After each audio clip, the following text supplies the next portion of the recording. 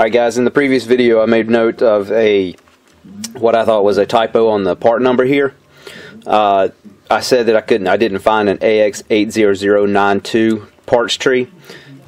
This is that part tree number. This is it says AX80092, and this is the part tree with that number. However, it caused these ball end links here. These are on that tree. They're part number 4.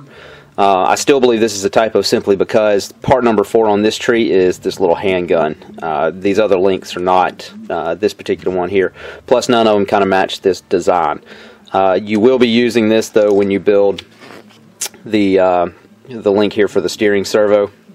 This does use the same the AX80092 parts tree and these are number 3, which are these two here. So just wanted to point that out and let you know that I was incorrect and that there is actually a parts tree with that number, but I still believe my observation was correct and that it was probably a typo, but just so you know.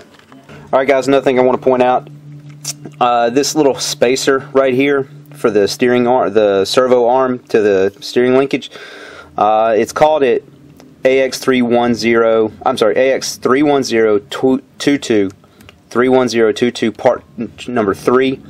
That's going to be incorrect as well. Part number 3 actually is part of the bell crank system, but this spacer in this picture looks very thin, and it was hard to figure out what that was, but thankfully on this parts tree there is, after you've used it, there's a spacer here, part number 6. It's still AX31022, but it's parts tree number 6. You can see how much larger that spacer is than this one here.